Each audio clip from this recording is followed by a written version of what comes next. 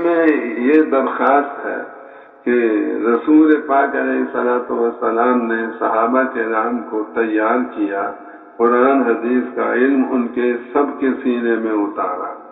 اب اس زمانے میں رسول پاک علیہ السلام کے زمانے میں کوئی کتابت کا کام بڑا مختصر ہوا تھا۔ حضور کے زمانے میں تو قرآن بھی سارا ایک جگہ لکھا ہوا نہیں تھا۔ یہ تو حضرت ابوبکر کے زمانے میں حضرت عمر کے تقاضا فرمانے پر قرآن ایک جگہ لکھا گیا۔ حدیث کی پہلی کتاب کہتے ہیں کہ امام زہری رحمۃ اللہ علیہ نے تصنیف فرمائی، جس میں باب در باب، فصل اور متفرد عنوان پر احادیث پاک کو جمع کیا۔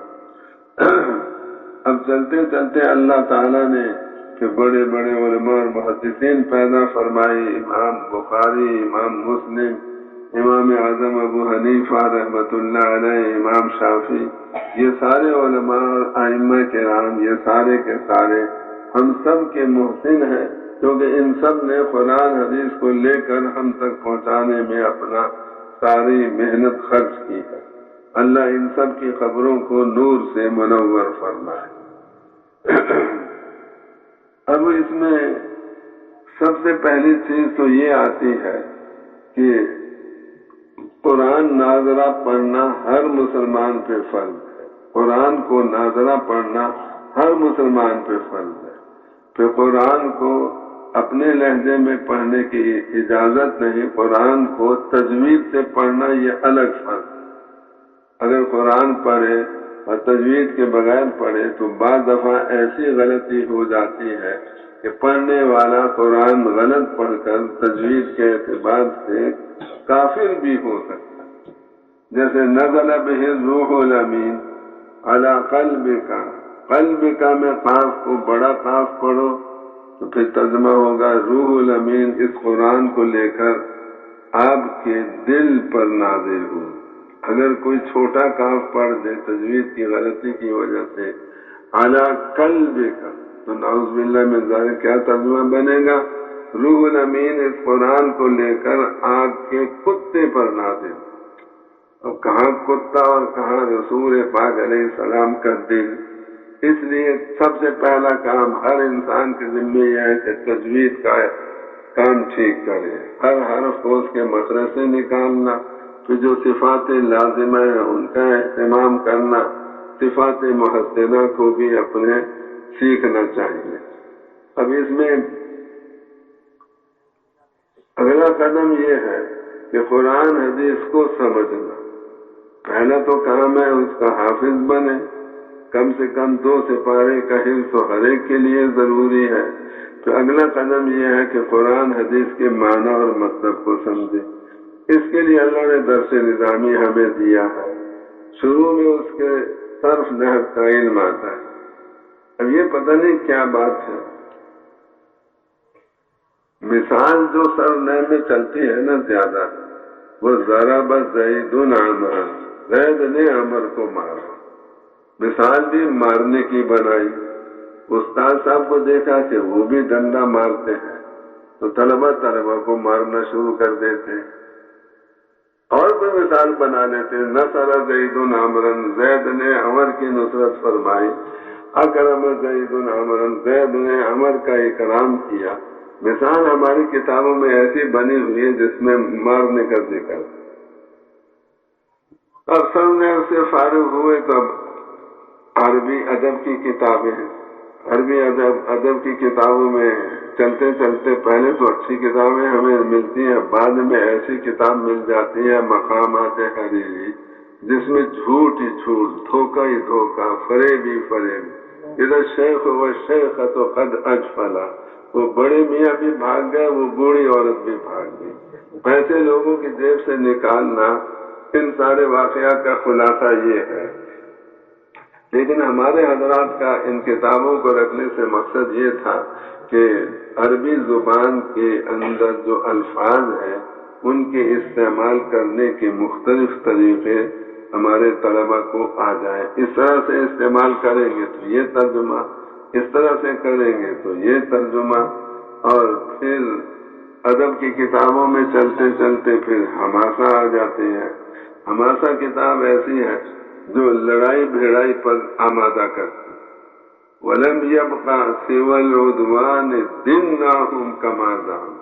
جب انہوں نے ہمارے ساتھ زیادتی کی، جیسا انہوں نے ہمارے ساتھ کیا ہم نے بھی ویسا ہی کیا. انہوں نے ایک لگایا، ہم نے بھی ایک لگایا. یہ نہیں آتا اس میں کہیں فَاصْبِرْ كَمَا صَبَرَ أُولُو الْعَزْمِ مِنَ الرُّسُلِ، مار کھا لو، صبر کرو جیسے اولو العزم رسولوں نے صبر کیا. فَاصْبِرْ لِرَبِّكَ، اپنے رب کے حکم کا انتظار کرو. صبر کرنے کی اس میں کہیں تلقین نہیں آتی. اب ان سے ہم جب فارغ ہو جاتے ہیں تو منطق صلی اللہ علیہ وسلم کو وہ رحمتیں، برکتیں، نصرتیں بھی عطا فرمائی جو پہلے کسی نبی کو نہیں.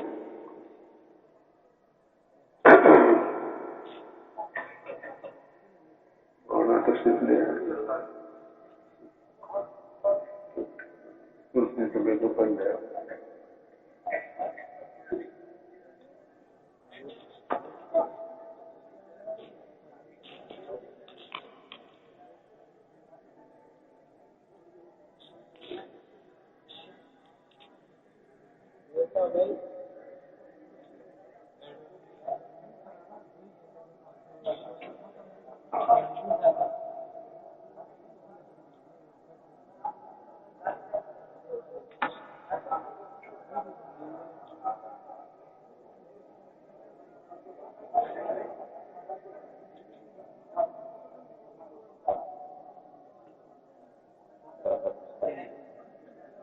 کون ہے؟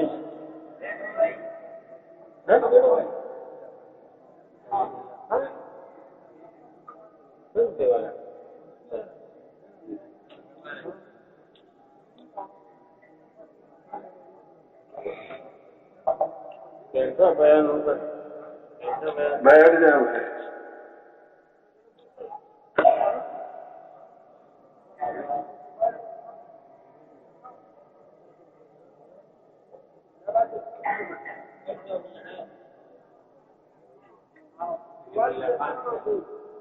بیٹھے بھائی، سارے بھائی بیٹھ خوشی ہوئی.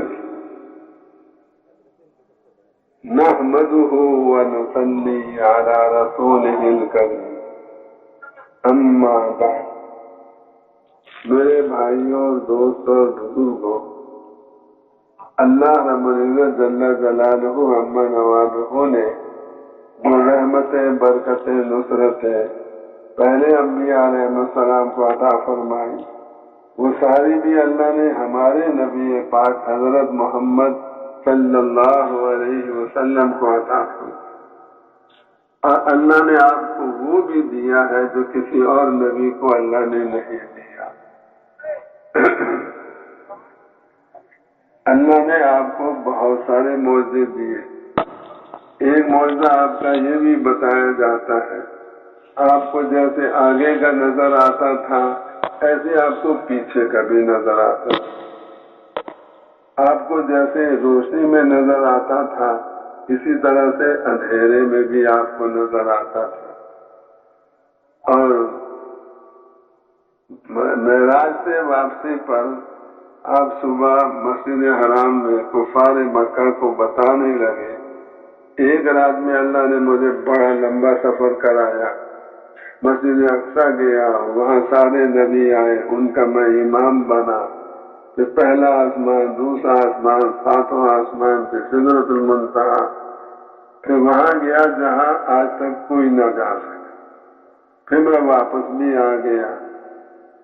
اب کفار مکہ نے کہا اچھا اگر آپ مسجد اقصی گئے ہیں تو بتائیے اس کے کتنے دروازے؟ آدمی جہاں جاتا ہے دروازے گنا نہیں کرتا. کیوں بھائی؟ ہم مسجد میں جاتے ہیں تو گنتے ہیں کتنے دروازے. یہ سوال بنتا نہیں تھا مگر کافروں نے بنا دیا. اللہ تعالیٰ نے کیا کیا، جتنے پردے تھے حضور مکے میں کھڑے ہیں، 1000 میل دور مسجد اقصی ہے، 1000 میل دور کی مسجد اقصی آپ کو مکے میں کھڑے کھڑے نظر آنے لگے. آپ اس کو دیکھ کر جواب دے رہے. پوچھا کتنے دروازے؟ آپ کے گن کے بتا دیا اتنے دروازے. پوچھا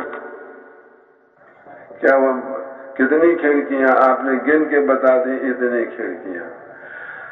آپ جب مسجد نبوی کو بنا رہے تھے تو اللہ تعالیٰ نے یہ چاہا کہ میرے نبی کی مسجد کی قبلے کی دیوار عین کعبہ کی طرف،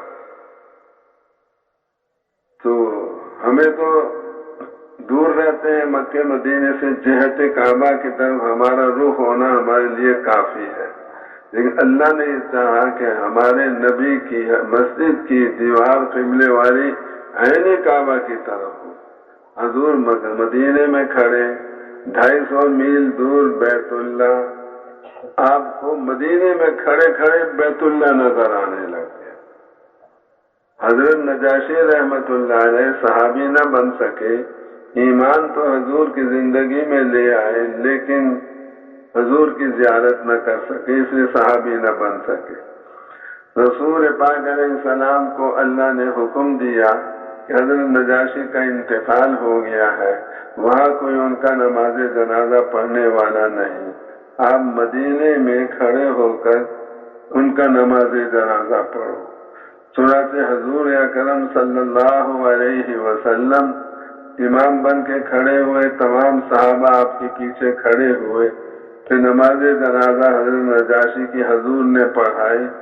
اللہ تعالیٰ 2000 میل دور حضرت نجاشی کا جنازہ رکھا ہوا ہے، آپ مدینے میں کھڑے ہیں، تو آپ کو مدینے میں کھڑے کھڑے اللہ تعالیٰ حضرت نجاشی کا جنازہ دکھا رہے تھے، آپ دیکھ کر اس کو نماز جنازہ پڑھا رہے تھے۔ تو اللہ نے ہمارے نبی پاک علیہ السلام کو وہ سب کچھ دیا جو پہلے نبیوں کو دیا، اللہ نے آپ کو وہ بھی دیا جو کسی اور نبی کو نہیں دیا۔ اب رسول پاک علیہ السلام ملک عرب کے رہنے والے، اور ملک عرب ایسا تھا جہاں دنیاوی ساز و سامان بہت کم تھا اور جہاں دنیاوی علم بھی کم تھا۔ اب جو مکے مدینے میں کوئی کپڑا بنتا نہیں تھا،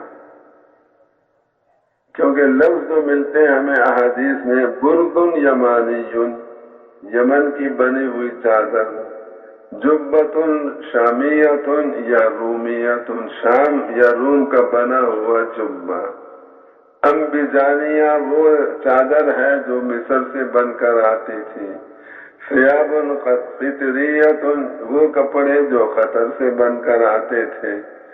مکے مدینے کے اندر کوئی چیز نہیں بنتی تھی، یہ صنعت سے خالی شہر تھے دونوں۔ اور اب رسول پاک علیہ السلام جس علاقے میں تھے وہاں کئی سو سال گزر گئے، حکومت کسی کی نہیں قائم تھی، اور یہ ایران والے، روم والے یہ قبضہ کر سکتے تھے حجاز مقدس پر، مکے مدینے پر، لیکن یہ قبضہ کرنے کے لیے تیار نہیں تھے کہ اگر اس ملک پہ قبضہ کریں گے تو اس ملک کا نظام چلانے کے لیے ہمیں خرچہ زیادہ کرنا پڑے گا، آمدنی اس ملک سے ہوتی نہیں، ملک حجاز سے، اس لیے بڑی بڑی حکومتیں بھی اپنی حکومت حجاز مقدس پہ قائم کرنے کے لیے تیار نہیں، کیونکہ اس میں خرچہ زیادہ ہے، آمدن تھوڑی ہے، اور نہ زراعت والا وہ ملک تھا، نہ تجارتی مرکز تھے۔ رحلت الشتاء والصیف، گرمیوں میں ملک شام جاتے تجارتی سفر کے لیے، سردیوں میں ملک یمن جاتے تجارتی سفر کے لیے، تو تجارتی مرکز بھی مکے مدینے میں نہیں تھے، کوئی دنیاوی لحاظ سے مکے مدینے کو فوقیت حاصل نہیں تھی۔ اور اس کا نتیجہ کیا نکلا؟ اس کا نتیجہ یہ نکلا کہ ملک عرب کے باشندے دنیاوی علوم میں بہت پیچھے، اور روم اور فارس والے وہ دنیاوی علوم میں بہت آگے۔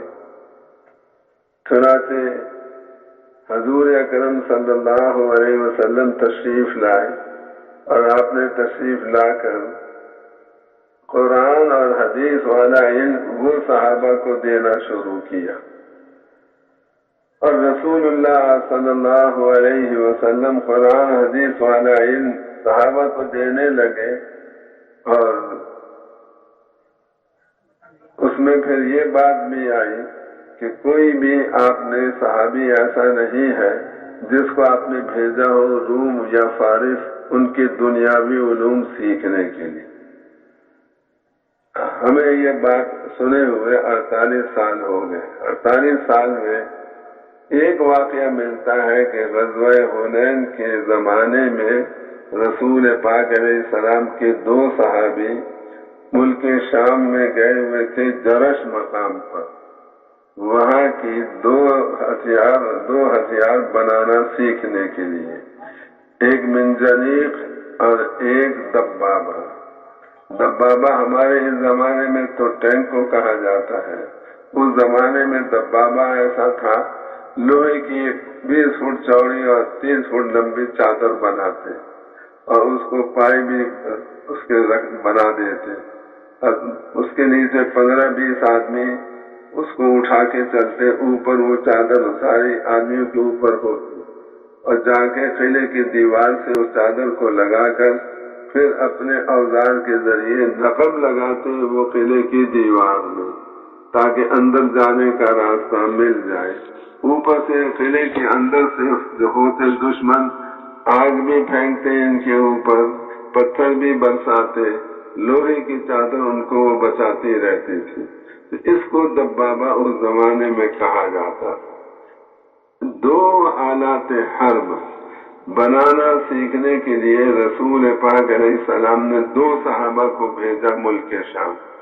جیسے ہمارے اس زمانے میں رخ ہے، نوجوان جاتے ہیں یورپ، امریکہ، چین اور جاپان میں وہاں کے دنیاوی علوم سیکھنے کے لیے. رسول پاک علیہ السلام نے کسی صحابی کو نہیں بھیجا، ہمارے علم کے مطابق سے 2 صحابہ کو بھیجا. اور اب دنیاوی علوم میں چونکہ عرب کے لوگ پیچھے تھے، اس لیے وہ عرب کے لوگ جھکے ہوئے تھے روم اور فارس کے سامنے. رسول پاک علیہ السلام تشریف لائے قرآن اور حدیث کو لے کر، اللہ کے علم کو لے کر. اللہ کا علم کل ہے اور انسانوں کا علم اللہ کے علم کے سامنے کوئی حیثیت نہیں رکھتا. اس لیے اللہ فرماتے ہیں واللہ یعلم وانتم لا تعلمون، اے انسانوں اللہ جانتا ہے تم نہیں جانتے.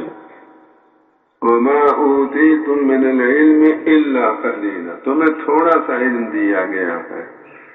تو اب رسول پاک علیہ الصلوۃ والسلام تو 13 سال مکے میں گزر گئے، 7 سال مدینے میں گزر گئے. سن 7 ہجری میں آپ نے بادشاہان عالم کو دعوتی خط بھیجے. ان میں یہ خط ایران کے بادشاہ کسرا کے نام بھی تھا. اس کے پاس خط پہنچا، اس نے ترجمان سے کہا اس کا ترجمہ کر کے بتاؤ. تو اس میں لکھا ہوا تھا من محمد رسول اللہ الی کسرا عظیم فارس، محمد صلی اللہ علیہ وسلم کی طرف سے یہ خط ہے جو اللہ کے رسول ہے کسرا کے نام جو فارس کا بڑا بادشاہ ہے. اتنا خط سنتے ہی اس کسرا کو بہت زیادہ غصہ آیا. اس بات پہ آیا کہ ایک عرب کا آدمی ہمارے سے 3 درجے نیچے ہے اور اس نے اپنا نام پہلے لکھ دیا، میرا نام بعد میں لکھا، میں اس کا خط سننے کے لیے تیار ہوں. خط لے کر حضور کے خط کو ٹکڑے ٹکڑے کر کے پھینک دیا. حکم نامہ جاری کیا کہ محمد صلی اللہ علیہ وسلم کو ہمارے دربار میں پیش کیا جائے. اس گستاخی کی نعوذ باللہ من ذالک ہم حضور کو سزا دیں گے. حکم نامہ وہاں سے چلا، ایران سے بحرین ماتحت تھا ایران کا، بحرین کے گورنر کے پاس پہنچا اور پھر وہاں سے حکم نامہ چلا تو یمن کے گورنر کے پاس پہنچا، وہ ماتحت تھا بحرین کے گورنر کا. اب یمن کے گورنر نے حضور اکرم صلی اللہ علیہ وسلم کو گرفتار کرنے کے لیے صرف 2 سپاہی بھیجے، کیونکہ اس کو پتا تھا کہ عرب کے لوگ اپنے آپ کو کمزور سمجھتے ہیں اور وہ ایران کو، فارس والوں کو بہت بڑا طاقتور سمجھتے ہیں. اس لیے جب ان کو یہ پتا چلے گا کہ ایران کے بادشاہ کسرا نے محمد صلی اللہ علیہ وسلم کو بلایا ہے تو سب ڈر جائیں گے، دب جائیں گے اور کوئی مزاحمت نہیں ہوگی، اور آسانی سے گرفتار کر کے محمد صلی اللہ علیہ وسلم کو یہ 2 سپاہی لے آئیں گے۔ اب یہ 2 سپاہی چلتے چلتے پہنچے طائف شہر میں، وہاں مکے کے تاجر بھی آئے ہوئے تھے۔ ان تاجروں نے پوچھا آپ لوگ کون ہو؟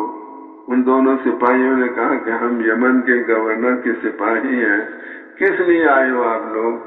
کیونکہ ہم جا رہے ہیں مدینہ منورہ، وہاں سے محمد صلی اللہ علیہ وسلم کو گرفتار کر کے ہم لے جائیں گے اپنے کسریٰ بادشاہ کے پاس، کیونکہ انہوں نے خط لکھا، اس میں اپنا نام پہلے لکھ دیا، کسریٰ کا نام بعد میں لکھ دیا۔ اس گستاخی کی ان کو سزا دے دی۔ اب مکے کے تمام کافر بڑے خوش ہوئے، کہنے لگے اب تک تو محمد صلی اللہ علیہ وسلم کا ہم سے مقابلہ تھا، ہم مسلمان برابر ہیں، ہم بھی عرب وہ بھی عرب، اب محمد صلی اللہ علیہ وسلم کا کسریٰ سے مقابلہ پڑ گیا۔ کسریٰ سے محمد صلی اللہ علیہ وسلم اور ان کے ساتھی کبھی کامیاب نہیں ہو سکتے، کیونکہ ہم عرب کے لوگ کمزور لوگ ہیں۔ تو اب رسول پاک علیہ الصلوۃ والسلام نے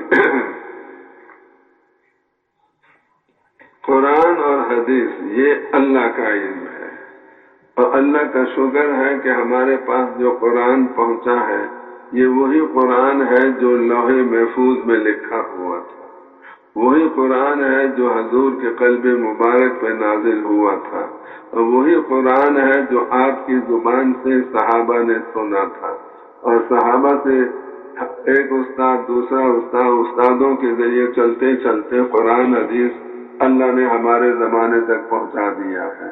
اور اللہ نے سند حدیث ہمیں ایک بہت بڑی نعمت عطا فرمائی۔ ہر حدیث کی سند موجود ہے، اس میں معلوم ہے کون سا راوی کیسا ہے۔ اللہ نے چونکہ قرآن حدیث کو باقی رکھنا تھا، اس لیے اللہ تعالی نے مدارس سے درس نظامی کو وجود عطا فرمایا۔ قرآن حدیث کی حفاظت مدارس کے بغیر ناممکن، مدارس کے بغیر قرآن حدیث کی حفاظت ناممکن ہے۔ قرآن حدیث کی حفاظت کے لیے مدارس کا ہونا بہت ضروری ہے۔ اب اللہ تعالیٰ کا کرم اور احسان ہے کہ اس نے ہمیں کسی مدرسے میں طالب علم بننے کی سعادت نصیب فرما دی، اس میں ہمیں اللہ کا شکر بھی کرنا چاہیے۔ پھر اللہ نے آگے ہمیں شفیق اور بڑے محنتی اور ہمارے ہمدرد استاد بھی ہمیں اللہ نے نصیب فرمائے ہیں۔ حضرت علی فرماتے ہیں جس سے میں ایک حرف بھی پڑھ لوں میں اس کا غلام ہوں، وہ مجھے چاہے رکھے چاہے بیچ دے۔ تو اب ہم اپنے استادوں کو اپنا ہم مالک سمجھیں، اپنے آپ کو استادوں کا ہم غلام بنا کر چلیں۔ اب اس میں یہ درخواست ہے کہ رسول پاک علیہ الصلوۃ والسلام نے صحابہ کرام کو تیار کیا، قرآن حدیث کا علم ان کے سب کے سینے میں اتارا۔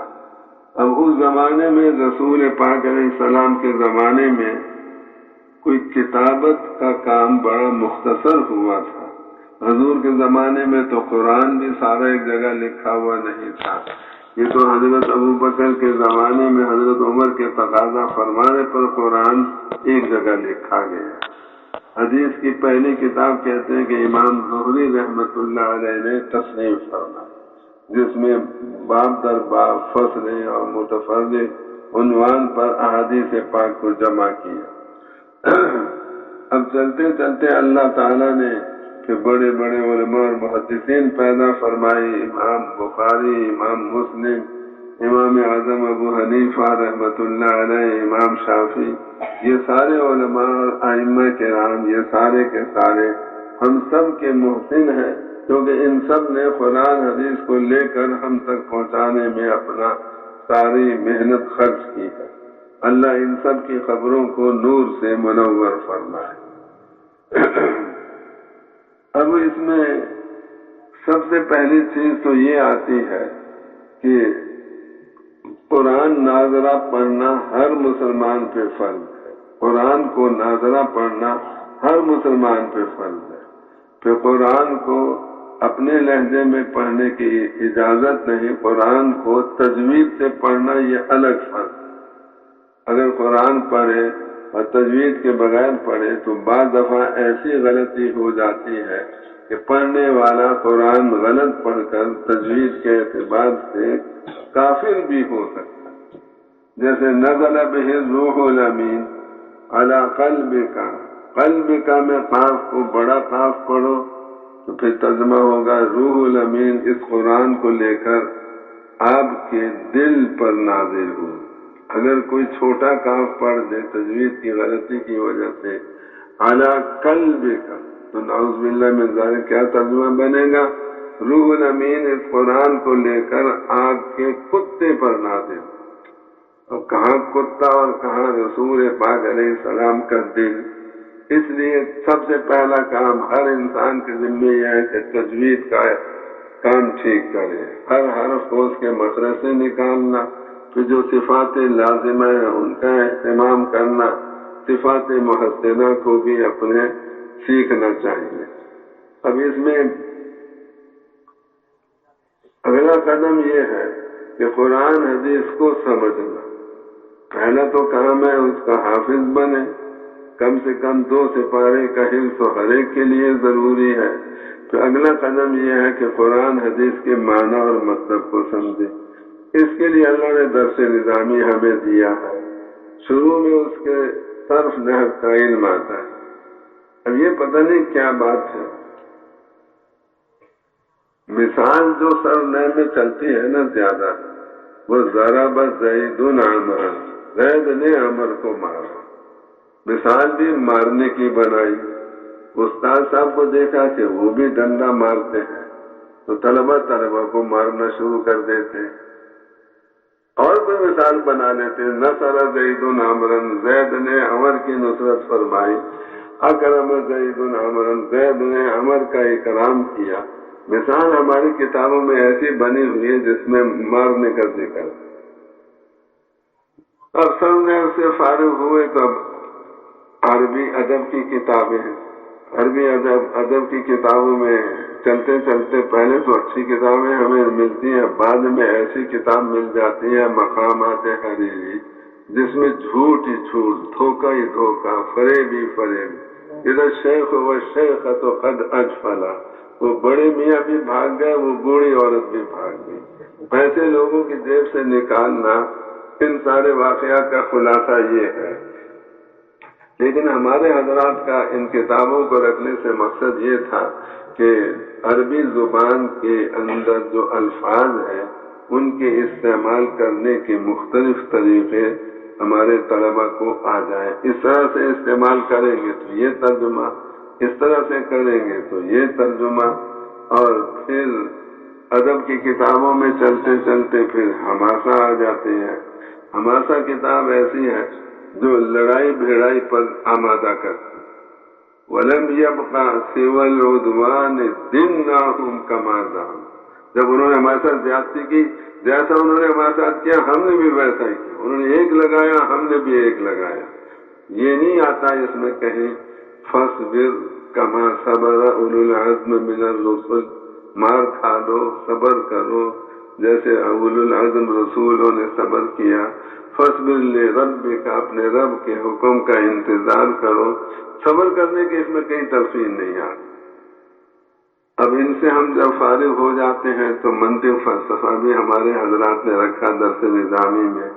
اس لیے رکھا تاکہ دماغ جو طلبہ فارغ ہو درس نظامی سے ان کا دماغ تیز ہو جائے. منطقی کا دماغ بڑا تیز ہوتا ہے.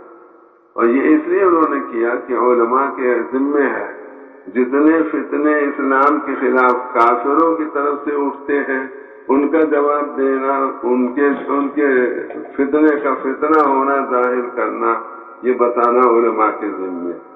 اور جتنے فتنے مسلمانوں کے اندر سے اٹھتے ہیں اس کا بھی سد باب کرنا یہ علماء کے ذمے ہے. اسے عالم کا دماغ تیز ہونا چاہیے. اس کے لیے انہوں نے فلسفہ اور منطق کی کتابیں رکھی. 2 بھائی تھے، دونوں میں جھگڑا ہو گیا. اب ایک بھائی کے دل میں آیا کہ میں اس کو ماں کی گالی، ماں دونوں کی ایک، اگر اس کو ماں کی گالی دیتا ہے تو اپنی ماں کو بھی وہ پڑتی ہے گالی.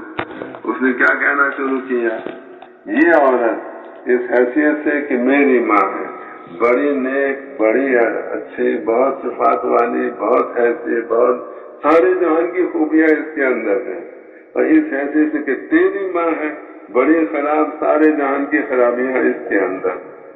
ایک ہی عورت کو اپنی ماں بنا کر وہ اس کی تعریف کرتا ہے، بھائی کی ماں بنا کے اس کی برائی کرتا ہے. تو منطقیوں کا دماغ تیز، اس لیے ہمارے جتنے حضرات ہیں، مفتی محمود صاحب رحمۃ اللہ علیہ، مفتی شفیع صاحب رحمۃ اللہ علیہ، مولانا یسرا بن نوری، یہ سب منطق و فلسفہ پڑھے ہوئے تھے، اس لیے ان کے دماغ بڑے تیز تھے. جس مجلس میں جاتے تھے ایسی بات کرتے کہ سارے دنگ رہ جاتے تھے. بڑے بڑے وکیل، بڑے بڑے جج صاحبان ان حضرات کے بیان کو سننے کے بعد کوئی ان کے پاس جواب نہیں رہتا تھا، اسی کو ان کا دماغ بڑا تیز تھا. تو اب یہ ہو گیا. اب اس کے بعد فقہ کی کتابیں ہم نے پڑھی، پڑھتے پڑھتے ہدایہ پڑھ لی، اب پہنچ گئے ہم مشکات جلالین پر. یہ علوم مقصودہ ہے. قرآن حدیث کو پڑھنا اصل مقصود ہے درس نظامی کی ساری تفسیر سے. پھر دور حدیث شریف کا سال. اب دور حدیث شریف کا جو سال آتا ہے تو پہلی سہمائی میں تو کہتے ہیں استاد کو بھی پتہ چلتا ہے، شاگرد کو بھی پتہ چلتا ہے. دوسری سہمائی میں کام تیز ہو جاتا ہے، استاد کو پتہ چلتا ہے کیا بات چل رہی ہے، شاگرد کو نہیں پتہ چلتا. تیسری سہمائی میں ایسا حال ہو جاتا ہے نہ استاد کو پتہ نہ شاگردوں کو پتہ کہ کیا ہو رہا. اب جب ہم دور حدیث سے فارغ ہو گئے تو اب درس نظامی ہمارا پورا ہو گیا. ہمیں عربی بولنی بھی آ جاتی ہے، ہمیں عربی سمجھنی بھی آ جاتی ہے. 10-12 علوم ہمیں اساتذہ کرام مفت میں ہمیں پڑھاتے تھے، 10-12 علوم. اور اب جب ہم پہنچ گئے دور حدیث شریف ہم نے کر لیا، اب ہماری عربی زبان اتنی فصیح بلیغ نہیں جتنی فصیح بلیغ زبان ابو جہل ابو لہب کی تھی، کیونکہ ان دونوں کی زبان عربی میں اللہ نے قرآن کو نازل فرمایا، تو ہماری عربیت ان دونوں کی عربیت تک نہیں پہنچتی. لیکن اب اگلی چیز کیا ہے؟ اگلی چیز یہ ہے کہ جو قرآن حدیث میں آیا اس کے مطابق ہمارے دل میں یقین ہونا. اگر ایمان ہے پھر تو انسان آخرت میں دوزخ سے نجات پائے گا. اگر ایک آدمی عربی کا بڑا ادیب، بڑا شاعر، بڑا فصیح بلیغ بن جائے لیکن اس کا قرآن حدیث کے مطابق ایمان نہیں، وہ سیدھا دوزخ میں جائے گا. اس لیے الا الذین آمنوا، ایمان شرط اولین ہے. قرآن حدیث کے علم کے ساتھ ساتھ ایمان کو سیکھنا یہ بھی ہمارے ذمے ہے. چنانچہ ایک صحابی رسول پاک علیہ الصلوۃ والسلام کی مجلس میں بیٹھے ہوئے تھے. حضور نے فرمایا مجھے دکھایا گیا، مجھے بتایا گیا ایک ملک ہے جس ملک کی شہزادی جنگل میں جا رہی ہے. میری امت کی ایک جماعت وہاں پہنچ جاتی ہے اور اس شہزادی کو گرفتار کر لیتی ہے، وہ شہزادی باندی بن جاتی. مجھے یہ بتایا گیا. اب اللہ تعالیٰ جو کچھ حضور کو بتائیں مستقبل کے بارے میں وہ سب حق اور سچ ہوتا ہے. تو ایک صحابی بیٹھے ہوئے انہوں نے کہا یا رسول اللہ، آپ نے جب فرمایا کہ ایک شہزادی پکڑی جائے گی، وہ باندی بنائی جائے گی، تو اب مجھے وہ باندی آپ مجھے دے دیں. جب آپ نے فرمایا کہ ایسا ہوگا تو مجھے یقین ہے کہ ایسا ہوگا. حضور نے فرمایا چلو جاؤ تم کو دے. اب حضور کا انتقال ہو گیا. اب وہ صحابی ایک لشکر میں گئے، جنگل میں جا رہے تھے، وہاں شہزادی پکڑی گئی. امیر صاحب کے پاس شہزادی کو پہنچا دیا گیا. جب پہنچ گئی تو یہ صحابی اس امیر صاحب کے پاس گئے. امیر صاحب، یہ شہزادی جو آپ نے آج پکڑی ہے، باندی بن گئی ہے، یہ میری. اس نے کہا، امیر صاحب نے کہا میں آپ کی کیسے ہوگی؟ کہ مجھے رسول پاک صلی اللہ علیہ وسلم نے عطا فرمائی. بھائی پکڑی تو یہ آج گئی تو رسول پاک علیہ السلام نے آپ کو پہلے سے کیسے دے دی؟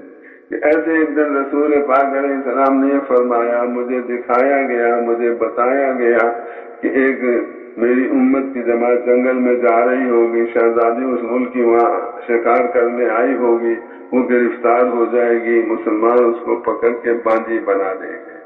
جب حضور نے یہ فرمایا تو میں نے عرض کیا، یا رسول اللہ، جب آپ نے فرمایا کہ ایسا ہوگا، مجھے پکا یقین ہے کہ ایسا ہوگا، آپ وہ باندھی مجھے دے دیں۔ حضور نے مجھے دے دی تھی۔ امیر صاحب نے کہا مالی معاملات کا قصہ ہے، لہذا اس میں 2 گواہ لے کر آؤ۔ وہ گئے، 2 گواہ لے کر آ گئے۔ اب گواہ 2 مل گئے تو امیر صاحب نے وہ باندھی ان صحابی کو دے دی۔ اب رسول پاک علیہ السلام کی بات پر یقین ان کو اتنا زیادہ، اور دنیاوی علم کا کیا حال تھا۔ وہ شہزادی کا بھائی شہزادہ آیا ان حضرت کے پاس، حضرت آپ جتنے پیسے مجھ سے لینا چاہتے ہیں لے لیں، لیکن میری بہن کو آپ چھوڑ دیں۔ تو فرمایا کہ میں تھوڑے پیسے نہیں لوں گا، زیادہ لوں گا۔ وہ شہزادہ نے کہا جتنے آپ کہیں گے میں اتنے دے دوں گا۔ اب بیٹھ کے گنتی کرنے لگے، 1 2 3 4 5 گنتے گنتے کہنے لگے کہ 10 100 سے کم نہیں لوں گا۔ 10 100 کا کیا مطلب؟ کیوں بھی 10 100 سے کتنے بنتے ہیں؟ 1000 دیر میں اس نے دیے، بہن کو چھوڑا کے لے گیا۔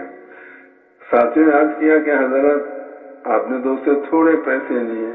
فرمایا میں نے اپنے دماغ پہ بڑا زور ڈالا، جو سب سے بڑا ہنسا مجھے آتا تھا وہ میں نے بول دی۔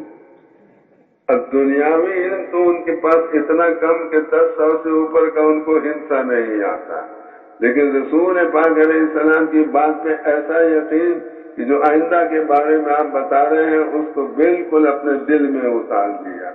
اس لیے رسول پاک علیہ السلام کی بات پر ایمان لانا، یہ اصل طاقت تب پیدا ہوتی ہے قرآن اور حدیث کی، جب اس کے مطابق ہمارے دل کا یقین بنے۔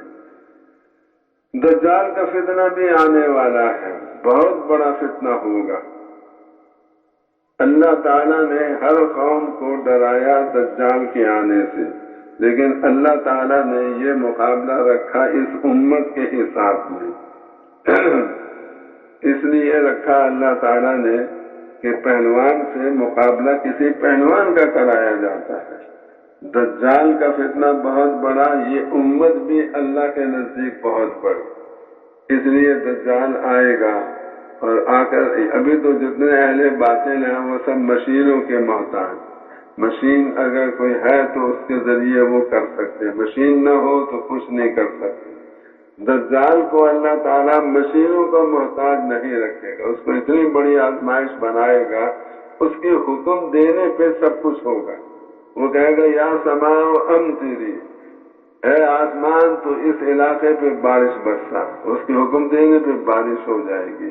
وہ کہے گا یا ارض اخرجی اثقالک، اے زمین اپنے سارے خزانے باہر نکال دے، اس کے کہنے پہ زمین سارے خزانے باہر نکال دے۔ اب وہ دجال دعویٰ کرے گا کہ میں خدا ہوں، میں رب ہوں، اور جو مادے سے متاثر ہیں اس زمانے میں وہ ڈر ہے کہ سارے ہی دجال کو خدا مان جائیں گے، اور پھر کیسے اس کا زوال ہوگا؟ اس کا زوال ہوگا ایک ایمان والا اس کے مقابلے پر آئے گا، اس کو کہے گا مجھے رب مانو، وہ کہے گا کہ رب نہیں ہے تو کانا ہے، رب کانا نہیں ہو سکتا۔ وہ کہے گا میں آپ کو قتل کر دوں، وہ کہے گا مسلمان کر دو قتل، میں قتل ہو سکتا ہوں لیکن غلط بات کا یقین نہیں کر سکتا، تم کو رب نہیں مان سکتا۔ اب وہ ان کو قتل کرے گا، قتل کرنے کے بعد پھر ان کے لاش کے 2 ٹکڑے ان کے درمیان میں سے وہ گزرے گا دجال، اور کہے گا دیکھو میں نے اس آدمی کو قتل کر دیا، اور پھر یہ کہے گا قم حیّن، اے مرے ہوئے انسان تو زندہ ہو جا، کھڑا ہو جا۔ اس کے حکم دینے پر وہ مرا ہوا مسلمان پھر زندہ ہو جائے گا، اور جب زندہ ہو جائے گا تو سارے اس کے ماننے والے شور مچائیں گے کہ یہ ہمارا رب ہے، اس نے مردہ کو زندہ کر دیا۔ اب وہ جو مرا ہوا تھا، قتل ہو گیا تھا، وہ زندہ ہو گیا، تو زندہ ہونے پر دجال کہے گا اب تو مجھے رب مان لو، میں نے تمہارے کو قتل کیا پھر تم کو دوبارہ زندہ بھی کر دیا۔ وہ مسلمان یہ کہے گا کہ مجھے پہلے یقین تھا کہ آپ دجال ہو، لیکن تھوڑا سا مجھے شک تھا، کیونکہ ایک نشانی رسول پاک علیہ السلام نے جو ہمیں بتائی وہ تمہارے اندر نہیں پائی جا رہی تھی، اب وہ بھی پائی گئی۔ وہ نشانی یہ بتائی تھی کہ حضور نے کہ دجال ہے،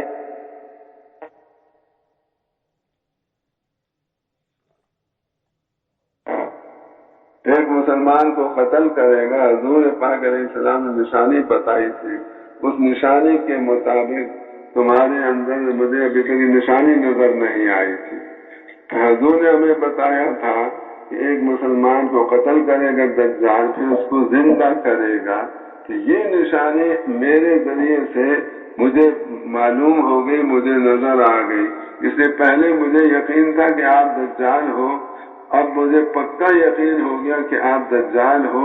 حدثنا رسول اللہ صلی اللہ علیہ وسلم، کیونکہ ہمیں حضور پاک علیہ السلام نے یہ بتایا تھا کہ دجال آئے گا اور ایک مسلمان کے ساتھ ایسا کرے گا۔ اب جب یہ ایمان رسول پاک علیہ السلام کی حدیث پر یقین رکھنا جب اس کو یہ ظاہر کرے گا یہ ایمان والا، تو ایمان والے کے آگے اللہ دجال کو بھی فیل فرما دیں گے، پھر اس میں اتنی طاقت بھی نہیں رہے گی کسی بچے کو قتل کر سکے، اور سارے اس کے داؤ فریب جتنے ہیں وہ سب اللہ تعالیٰ بے اثر کر دیں گے۔ تو ہمارے زمانے کے بعد والے زمانے میں بھی ایمان والا دجال پر غالب آئے گا۔ اس لیے میرے بھائیوں، دوستوں، عزیزوں، قرآن حدیث کا علم لینا، پھر اس کے مطابق اپنے دل کا یقین بنانا۔ آپ سارے بھائی بنائیں گے اپنے دل کا یقین؟ صحابہ کرام یہ فرماتے ہیں تعلمنا الایمان، ہم نے پہلے ایمان سیکھا، ثم تعلمنا القرآن، پھر ہم نے قرآن سیکھا، فزدنا به ایمانا، اس قرآن سیکھنے سے ہمارا ایمان اور زیادہ ہو گیا۔ تو ایمان کو بڑھانا یہ ہمارے لیے بہت ضروری کام ہے، اس لیے کہ درس نظامی جس زمانے میں شروع ہوا تھا اس زمانے میں ماحول ہمارے اس زمانے کے ماحول سے یقیناً بہت اچھا تھا، اور اخلاقی معیار بھی مسلمانوں کا بہت اعلیٰ تھا۔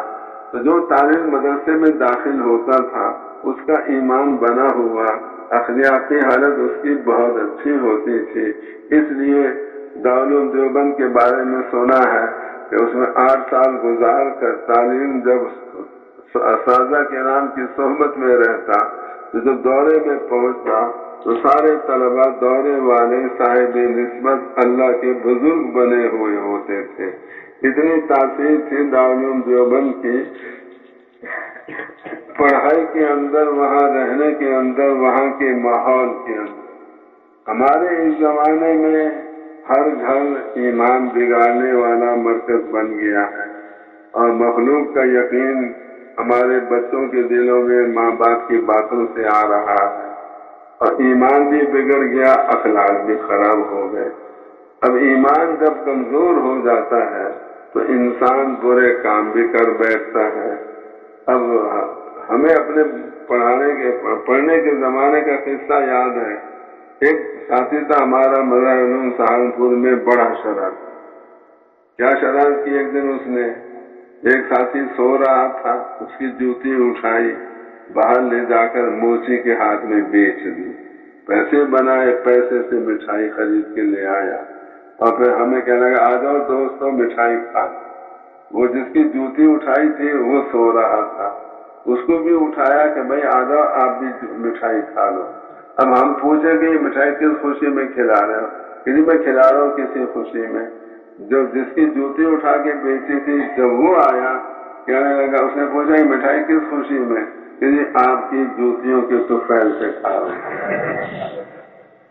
اب یہ کسی کی چیز اٹھانا، بیچنا، یہ سب ناجائز کام ہے، لیکن تعلیم ایسے بہت سارے کام کرتے ہیں جو گناہ کے کام ہیں، اور اس وجہ سے کرتے ہیں کیونکہ ایمان ابھی تک بنا نہیں۔ ایمان وہ طاقت ہے جب انسان ایمان والا بن جاتا ہے تو تنہائی کے گناہ سے صرف ایمان کی طاقت انسان کو روک سکتی ہے۔ اس لیے ہر مدرسے والوں کو یہ چاہیے اپنے طلبہ کا ایمان بڑھانے کا کوئی انتظام کر۔ جن باتوں پر ہم بن دیکھے ایمان لے آئے ہیں ان باتوں کا اتنا تذکرہ کہ انا رأی عین۔ صحابہ کرام فرماتے تھے کہ اللہ کے رسول صلی اللہ علیہ وسلم ہمارے سامنے جنت کا نقشہ دوزخ کا نقشہ اتنا زیادہ کھینچتے تھے گویا کہ ہم آنکھوں سے دیکھ رہے ہیں جنت اور دوزخ کو۔ تو ہمارا بھی ایمان ایسا بنے کہ ہمیں گویا آنکھوں سے نظر آنے لگے یہ جنت ہے یہ دوزخ ہے۔ تو ہر مدرسے میں ضرورت ہے اس بات کی کہ ہر مدرسے میں ایمان بڑھانے کا انتظام ہو۔ ایمان کیسے بڑھتا ہے؟ سب سے زیادہ جو ایمان بڑھتا ہے دعوت دینے۔ ایمان کی جتنے زور سے دعوت دے گا اتنا زیادہ اس کا ایمان بڑھے گا۔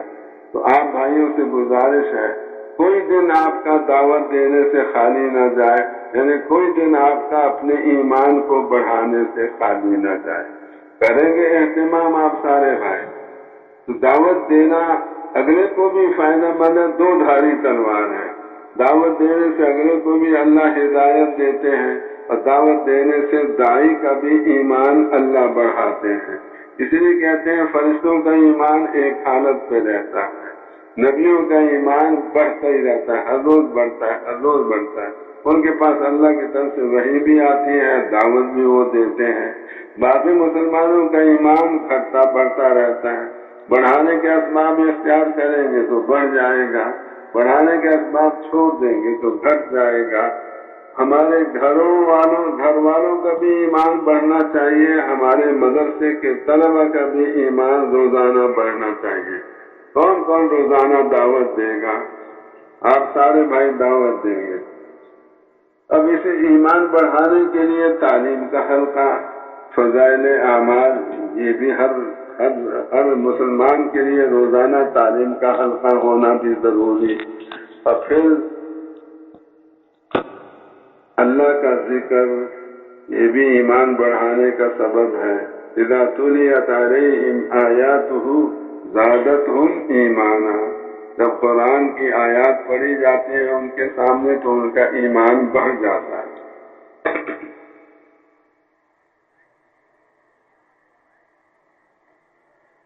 تو ایمان بڑھانا ہماری سب سے بڑی ضرورت ہے۔ پھر فضائل والا علم وہ بھی ہمارے سینے میں آئے، پھر اللہ کو یاد کرنا، تنہائی میں بیٹھ کے اللہ کا اتنا ذکر کرنا کہ اللہ ہی ہمارے دھیان میں رہے۔ اللہ کا دھیان جس کو نصیب ہو گیا اس کو سب سے وَلَذِكْرُ اللَّهِ اکبر، اللہ کا دھیان سب سے بڑا ہتھیار ہے۔ رسول پاک علیہ الصلوۃ والسلام ایک درخت کے نیچے سو گئے، صحابہ بھی درختوں کے نیچے سو گئے۔ ایک کافر پہاڑی کے اوپر سے اترا، دیکھا کہ محمد علیہ السلام اکیلے سو رہے ہیں، موقع اچھا ہے۔ حضور کی تلوار ٹنگی ہوئی تھی، ایک درخت کے پاس کے ساتھ وہ گیا، اس تلوار کو اتارا، تلوار نیام سے نکالا۔ اب نکال کر حضور کو قتل کرنا چاہتا تو قتل کر سکتا تھا، لیکن اس نے سوچا میں حضور کو جگاؤں، کچھ آپ کو ڈراؤں، کچھ آپ کو میں مذاق اڑاؤں، پھر آپ کو قتل کروں گا۔ اس نے خود ہی حضور کو جگا دیا۔ حضور اٹھے، دیکھا سامنے دشمن، اس کے ہاتھ میں تلوار۔ اب اس نے ازراہ مذاق کہا میں ينقذك مني، اے محمد آپ کو مجھ سے کون بچائے گا؟ آپ کی زبان سے نکلا اللہ، آپ کی زبان سے نکلا اللہ۔ یہ جو آپ کی زبان سے اللہ نکلا اس کے مطابق دل میں دھیان بھی تھا، دل میں یقین بھی تھا، ایمان بھی تھا اور دھیان بھی تھا۔ اللہ نے فوراً اس کافر کے ہاتھ دل پہ حضور کا روب ڈال دیا اور اس کا ہاتھ کانپنے لگا، تلوار اس کے ہاتھ سے گر گئی۔ حضور نے تلوار اٹھائی اور فرمایا تم بتاؤ تمہیں اب مجھ سے کون بچائے گا؟ اس نے دیکھا میں نے پہلے یہی سوال کیا تو میرے حضور نے فرمایا اللہ، حضور کے اللہ فرمانے سے تلوار میرے ہاتھ سے گر گئی، میں بھی اب اللہ کہہ دوں تاکہ حضور کے ہاتھ سے تلوار گرے۔ لیکن جب انسان کے مرنے کا وقت آتا ہے اس وقت وہ بات زبان پہ آتی ہے جو دل میں ہوتی، جو دل میں نہیں ہوتی وہ کبھی زبان پہ نہیں آ سکتی۔ زندگی میں تو آدمی منافقت کر لیتا ہے، گھر میں اپنے سو رہا، بڑی گہری نیند، ایک دوست آیا اس نے گھنٹی بجائی، اس کو غصہ چڑھ گیا کہ میری نیند خراب کر دی، دروازہ کھول کے دیکھا دوست کھڑا، اب کیا کہہ رہا، آئیے بھائی ماشاءاللہ آپ کے آنے سے بڑی خوشی ہوئی، یہ جھوٹ بول رہا ہے۔ انسان منافقت کر سکتا ہے جب تک موت کا وقت نہ آئے، جب موت کا وقت آتا ہے تو جو زبان پر ہوگا وہی دل میں ہوگا، جو دل میں ہوگا وہی زبان پہ آئے گا، موت کی منافقت نہیں کر سکتی۔ تو اللہ کا ذکر اتنا کرنا کہ اللہ ہی ہمارے دھیان میں رہ جائے، اور پھر تبلیغی مشورہ، یہ بھی بہت بڑی ضرورت ہے تبلیغی مشورہ، اس لیے کہ ہم میں سے ہر ایک کو اللہ تعالیٰ نے سارے عالم کے انسانوں کی ہدایت کا ذمہ دار بنایا ہے، اور اجتماعی کام ہمارا تبلیغی کام اجتماعی کام ہے، یہ مشورے کے بغیر زندہ نہیں ہو سکتا، اس لیے روزانہ مشورہ کرنا یہ بھی تبلیغی ضرورت ہے۔ اب اس میں ہم یہ چاہتے ہیں کہ جتنے طلباء کرام مدرسوں میں پڑھ رہے ہیں، پڑھائی کا وقت تو لگائے پڑھائی میں، چھٹی کا وقت لگائے سارا کا سارا تبلیغ میں، پڑھائی کا وقت لگائے پڑھائی میں، چھٹی کا وقت لگائے وہ سارے کے سارے تبلیغ میں۔ مولانا الیاس صاحب رحمۃ اللہ علیہ یہ فرماتے تھے کہ میں پڑھائی کے وقت میں سے 1 منٹ تبلیغ کے لیے نہیں دینا چاہتا، اور چھٹی کے وقت میں سے 1 منٹ میں چھوڑنا نہیں چاہتا۔ تو آپ حضرات اسی بنیاد پہ کریں۔ آپ کو ایک اثر سے مغرب تک روزانہ چھٹی ہوتی ہے کہ نہیں ہوتی؟ ہوتی ہے نا بھائی؟ اثر سے مغرب تک کا وقت آپ لگائیں محلے والوں پر محنت کرنے کے لیے، ان کو نمازی بنانا۔ جو مسلمان ایک نماز چھوڑ دے اس کو کتنے کروڑ سال کی دوزخ تیار ہوتی ہے، 2,88,00,000 سال کی دوزخ ایک نماز کے چھوڑنے پر۔ اور اتنا نقصان ہوتا ہے کہ ڈاکو اس کے گھر میں آئے، آ کر اس کے مال دولت کو بھی لے گئے، اس کے بیوی بچوں کو بھی اٹھا کے لے گئے۔ اتنا نقصان ہر آدمی کا ہوتا ہے ایک نماز کے چھوڑنے پر۔ اب جتنے ہمارے پڑوسی ہیں نماز نہیں پڑھتے ہیں، ان سب وہ ابھی تک ہم کراچی میں جتنی مسجدوں میں گئے ہم نے پوچھا کتنے فیصد نمازی، کسی نے کہا 15%، کسی نے کہا 20%، ایک جگہ سننے میں آیا 25%۔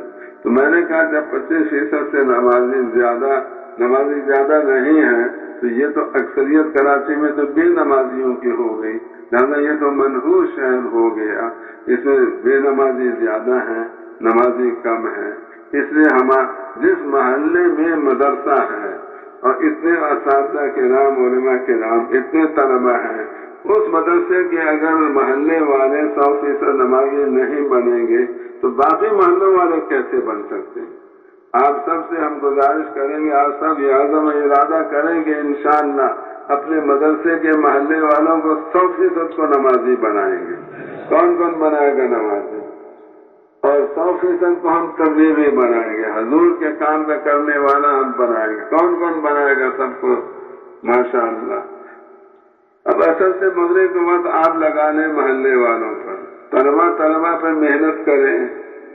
اس کی ایک صورت یہ ہے، ظہر کی اذان، عصر کی اذان، عشاء کی اذان عام طور سے آدھا گھنٹے پہلے ہوتی ہے۔ اس اذان سے آپ وضو کر کے تیار ہو جائیں، اور جب آپ تیار ہو جائیں جو ہی اذان ہو آپ 4 سنتیں ظہر سے پہلے والی پڑھ لیں۔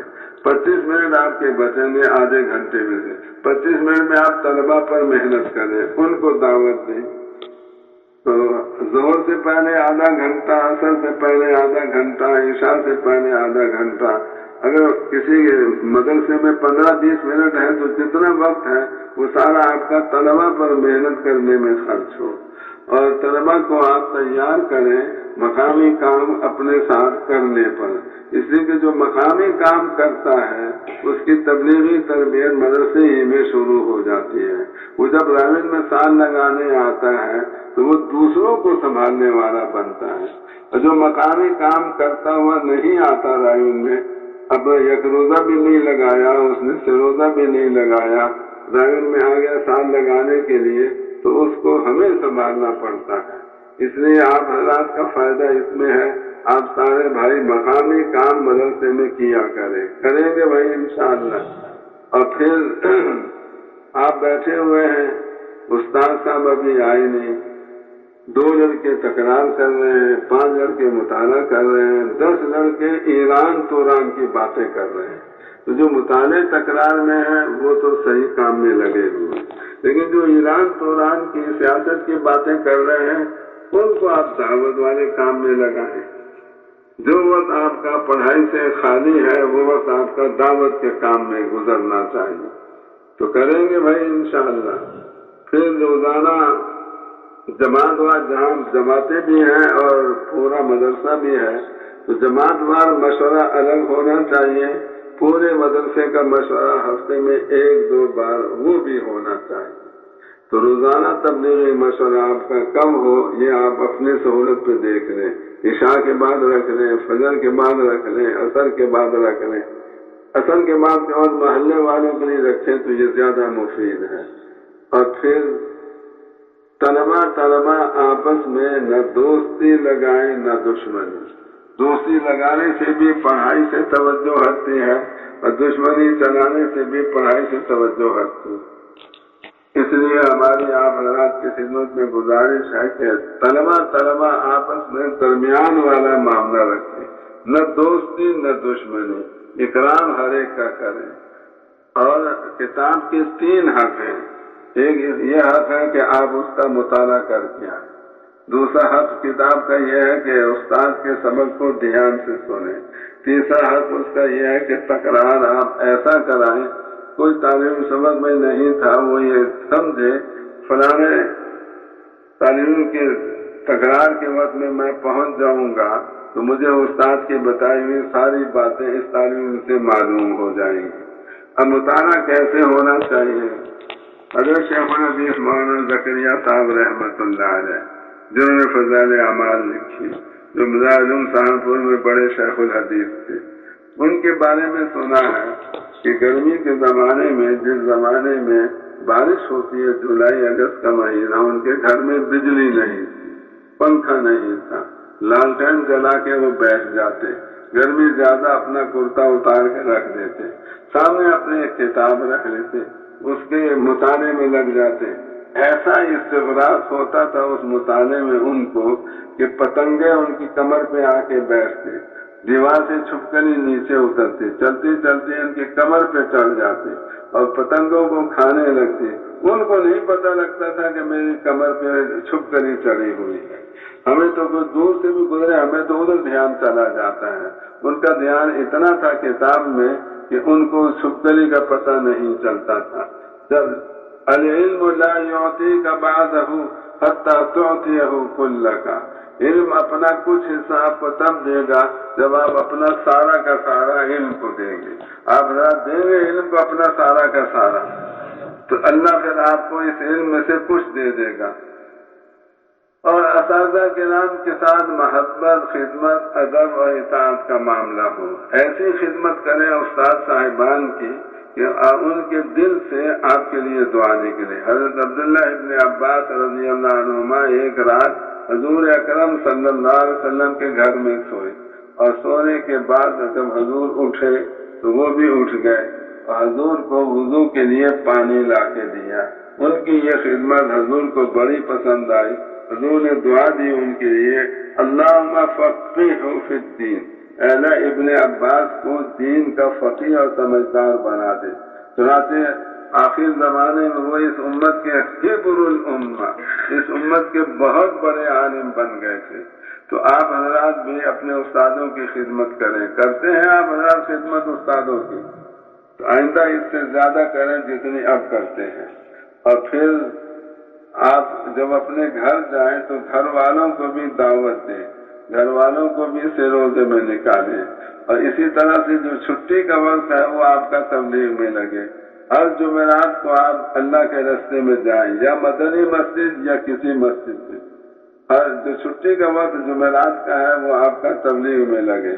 بقرعید پہ 10 دن کی چھٹیاں ہوتی ہیں، آپ 10 دن تبلیغ میں لگا دیں، جو چھٹی کا وقت ہے وہ تبلیغ کے لیے۔ پھر سمائی امتحان پہ چھٹیاں، ششمائی امتحان پہ چھٹیاں، پھر سالانہ امتحان پہ چھٹیاں۔ دورے سے پہلے والے سال تو ہر سال آپ چلہ لگائیں، جب دورے والا سال آپ پورا کر لیں تو 1 سال تبلیغ میں لگائیں۔ دورہ حدیث شریف میں 1 سال، دورہ تبلیغ شریف میں بھی 1 سال۔